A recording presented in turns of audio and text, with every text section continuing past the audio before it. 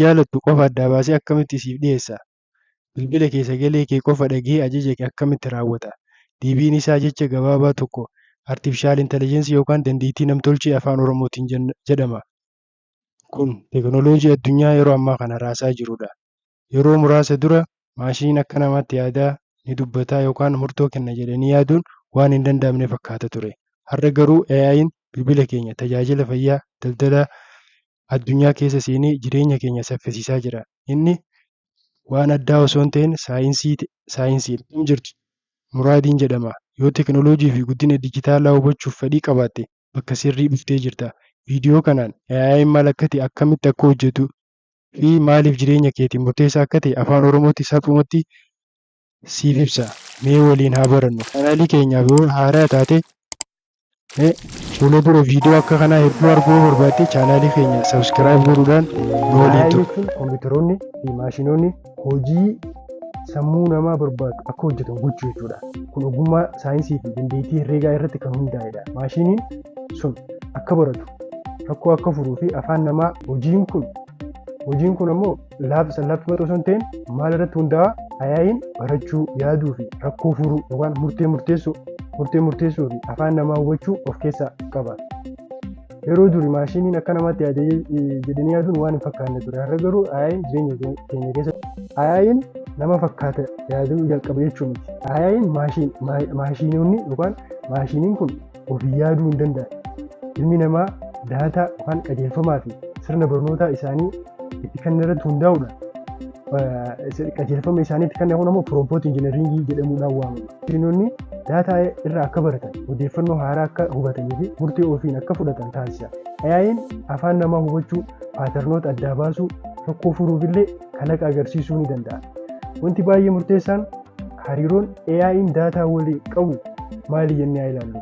Daataan walitti qabama yookaan ragaa faakti yookaan infoormeeshinii yookaan faaktiin walitti qabamee bifa lakkoofsaatiin jechootaatii fi waan arginuu fi waan dhageenyurraa walitti qabame kun daataa jedhama. Isaan kun AI'n dandeettii isaa guddisuu fi dirqama daataa isaa barbaachisa. AI'n dandeettii isaa guddisuuf dirqama daataa isa barbaachisa. Daataan kun ammoo kuufamoota waan garaagaraa imeejii, audiyoo, viidiyoo, imeejii daataan kun kuufama garaagaraati. Daataa malee artifishaal intelligensii yeroo jennu hiikaa hin qabu jechuudha. Meaningless jechuudha. Kanaafuu AI'n hunda isaa kan hammatuu fi kan hammatu kun ammoo jechuudha. Kanaafuu AI'n hunda isaa kan hammatuu fi kan hammatu kun ammoo hunda isaa kan godhatu maashin lerningii yookaan diip lerningii irratti yoo ta'u, isaan kun ammoo daataa irratti hundaa'uudhaan hojii isaanii hojjetu. Mee itti fufnee jecha intelligensii jedhu yookaan ammoo dandeettii jedhu kana haa ilaallu. Namoonni baay'een intelligensii jechuun waan akka dhala namaa cimaa ta'e qofa itti fakkaachuu danda'a. Garuu as keessatti intelligensii jechuun kogniitiiv iskiilii yookaan dandeettii waan tokko shaakalanii barachuudha. Haaluma kanaan dandeettii waan tokko shaakalanii barachuu jechuun haaluma sammuun keenya shaakalee baratu. Kanaan maashinoota dandeettii shaakalanii waan tokko shaakalanii barachuu jechuun kanaan maashinoota dandeettii shaakalanii barachuu kana barsiisuudha. Maashiniin ammoo namaan kan tolfame waan ta'eef dandeettii namtolchee kan jennu yookaan artifishaal intelligensii kan jennu kanadha. Namni baay'een yommuu AI jedhamu sammuu isaanii dura kan dhufu yeroo hedduu roobootii jechuudha. Roobootii fi AI'n garaagarummaa guddaa qabu. Roobootiin kutaa AI keessaa isa tokko malee AI waliin tokko miti. Garaagarummaan isaanii salphumatti akka armaan gadii kanatti haa ilaallu. Fakkeenyaaf sagantaa kompiitaraa yookaan sagantaa kompiitaraa keessaa tokko kan ta'e sooftiweera yaaduu barachuu fi murtee kennuu danda'udha. Hojiin isaa irra caalaan daataa analysis yookaan xiinxala daataa garaagaraa gaggeessuu, afaan namaa yookaan naachuraal laanguweej risoorsii kan afaan namaa kan hubatee kanarra dhaabbatee yookaan tiraansleesii godhuu yookaan murtaaf ammoo yoo ilaalle akka ChatGPT, Google Assistaansii, kan Microsoft ammoo Siri kan jedhamu kana jechuudha. Isaan kun qaama ijaan mul'atu fi hin qaban jechuudha. Qaama dhaabbataa yookaan haardweer paartii hin qaban jechuudha. Garuu sooftiweer paartii ta'anii garuu sammuu qaxalee qabaachuudhaan hojii itti barbaadan hojjechuudha. Inni roobootii yoo maali? Roobootiin haa ilaallu. Roobootii yeroo jennu maashinii qaamaan jiru yookaan hojiiwwan dadhabsiisoo ta'an yookaan ammoo dandeettii qaban akka raawwatuuf tolfamedha. Hojiin isaa irra caalaan hojii humnaa yookaan qaamaan fiizikaal ta'a. Fakkeenyaaf maashiniin warshaa keessatti konkolaataa walitti qaban yookaan fe'iinsa garaagaraa asii fuudhanii achi geessan bifa garaagaraatiin isaan kana roobootii jedhan. Isaan kun ammoo Isaan kun ammoo hojii itti kenname qofa hojjetu malee ofiin yaadanii waan biraatti jijjiiruu hin danda'an. Walitti qabamni immoo AI fi roobootii giseenii fi walitti qabame immoo AI power robot yookaan smart robot jedhama. Yommuu AI'n akkamitti hojjetaa jennee ilaalla jechuudha. AI'n akkamitti hojjeta jennee kun salphatti hubachuudhaaf dandeettii namtolchee baratuu tokko akka itti baratu haa ilaallu.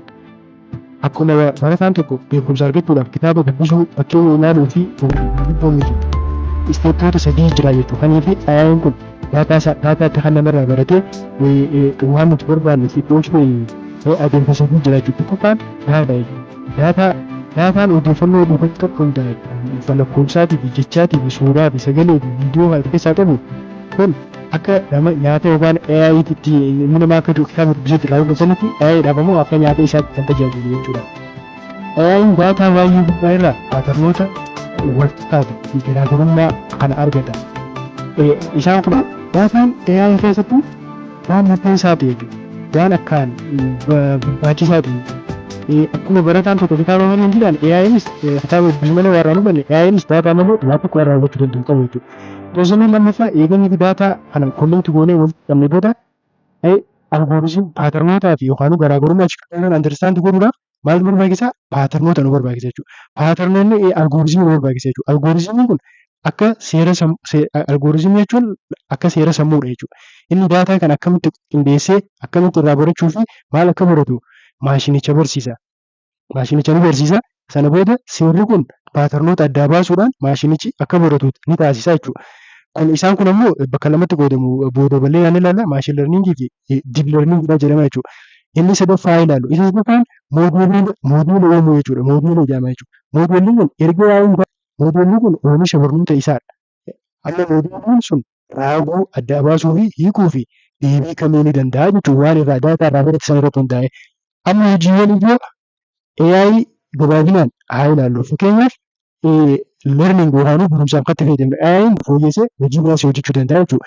Yookaan inni walitti qabate sanarra dhaabbachuudhaan murtoo sirrii yookaan riizinaabilii deebisaa isii kennuu danda'a jechuudha. Kan biraa immoo rakkoo tokko tokko mala adda addaa yaa'anii isa filatamaa yookaan isa rakkoo ati gaafatte sanuuf furmaata ta'u tasaadhaan piroobleemii sana solve kan godhu siif kennuu danda'a jechuudha.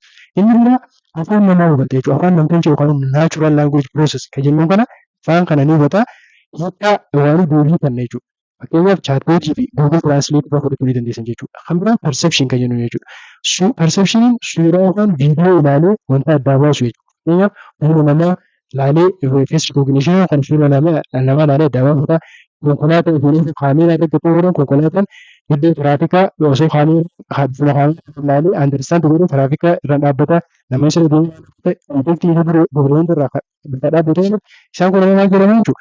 Perception jennaani jechuudha. Dubbisanii kaameraatiin. Fakkeenya salphaa tokko haa ilaallu. Fakkeenyaaf AI'n fakkeenyaaf suuraa saree kuma dhibba tokko irratti yoo inni agarsiiftee achirratti jechuudha. Paaternoota saree kana adda baastee saree dhibba tokkicha kanarratti hundaa'ee ni barataa jechuudha. Sana booda suuraa haaraa yoo inni hedduutti kennite kun sareedha yookaan kun saree miti jee adda asii baasaa jechuudha. Adda asii baasuu danda'a jechuudha. Kun ammoo artificial intelligence'n walii galatti bifa kanaan kan hojjetu ta'a. Murteessaa tokkotti haa ceenu. AI'n hundi tokkodha yoo jennee ilaalle AI'n hundi tokko miti. Deebiin isaa AI'n hundi tokko miti yookaan dandeettii isaa irratti hundaa'uudhaan bakka gurguddoo lama yookaan sadiitti qoodamu. Weak AI fi strong AI yookaan yeroo takka takka immoo super AI jedhanii itti dabalamnu jira jechuudha. Mee tokkoffaarraa jalqabnee haa ilaallu. Weak AI yookaan artificial narrow intelligence weak AI jedhama jechuudha. Yookaan narrow AI kan jennuun kun maashiniin hojii murtaa'aa ta'e qofa irratti akka qaxxalee ta'ee hojjetuuf kan tolfamedha. Narrow AI kun garuu daangaa sana alatti yaaduus hin danda'u. Hojii biraatis hojjechuu danda'a jechuudha. Maqaan isaa weak AI kan jedhamu haa ta'u malee laafaadha jechuun keenyaa miti jechuudha. Teknooloojiin nuti har'a guyyaa guyyaan itti fayyadamaa jirru kun irra caalaan isaanii hundinuu weak AI'dhaan kan jedhamudha. Fakkeenyaaf smart assistance kan jennu fakkeenyaaf voice assistance yeroo sagalee kee fudhatee deebisaa kasii kennu Microsoft kan Siri jedhamu fi Alexa gaafii kee kan deebisa yookaan ammoo isaan kun maal fayyadamaniitu artificial neural intelligence fayyadamaniiti jechuudha. Waan recommendation engine kan jennu fakkeenyaaf Netflixin filmiilee garaagaraa yoo ilaaltu histirii keetu irra hundaa'ee waan ati amma dura ilaalte irratti hundaa'ee filmii ati ilaaltu rikoomandii akkasii godha jechuudha. Rikoomandeeshinii jaan fakkeenya Amaazoon yeroo garaagaraa itti fayyadamtu kanarratti hunda kana andarstaand godhee kanarraa baratee ilaalee meeshaa ati bituu barbaadu fuula kee jalqabaa irratti rikoomandeesii godhu kun Amaazoon kun isaan kun amma artificial narrow intelligence jedhama. General intelligence kan jennu jechuun gara biraatiin strong AI kan jedhamudha. Hunda keessatti dhiyaachuudhaan kan beekamu jechuudha. Barachuuf hojjechuu danda'udha jechuudha. Inni kun hojii tokkotti hin daangeffamne hojii kalaqa uumaa fi haala haaraa hunda waliin of madaksee kan hojjetudha jechuudha. Fakkeenyaaf barreeffama akka namaatti ni barreessa. Dhukkuba qorachuu fi bakka sana yaaluu ni hojjetu. Konkolaataa, xiyyaaraa fi doonii fi guutumatti ofiin oofuu hojii ijaarsaa fi kalaqa muuziqaa uumuu danda'u jedhamee eegama jechuudha fuuldura. Garuu wanti beekuu qabnu hanga har'aatti strong AI'n addunyaa dhugaa keessatti hin jiru. Inni ammaaf yaada yookaan qorannoo fi abjuu saayintistootaa qofaadha. Garuu saffisni teekinooloojii haala yeroo ammaa irra jiru kun artificial intelligence kan jedhamu kun ni dhalata jedhamee ni eegama jechuudha. Yoom dhalataa kan jennu gaaffii jedhu immoo kan keessatti uumamte kan fuula dura kanuma walumaan ilaallu ta'a jechuudha. Gabaabumatti AI nuti har'a itti fayyadamaa jirru kun irra caalaan isaanii weak AI haa ta'u malee jireenya keenya guyyaa guyyaa keessatti jijjiiree hojii keenya sadarkaa yookaan akkaataa hojii fi yaadannoo isaa irratti hundaa'uudhaan gosa gurguddoo afuritti qoodama. Isaanis teekinooloojii amma harkatti qabnu irraa kaasee hanga yaada fuuldura fagoo jirutti nu agarsiisu. Mee tokko tokkoon haa ilaallu. Tokkoffaan reactive machine kan jennu jechuudha. Maashinii deebii qofa kennuu danda'a jechuudha. Isaan kun hundinuu fakkeenyaaf hundi keenyaaf warra jalqabaati. Maashiniin kun seera itti kenname qofa irratti hundaa'uudhaan kan hojjetudha. Waan darbe yaadachuuf dandeettii hin qaban. Wanti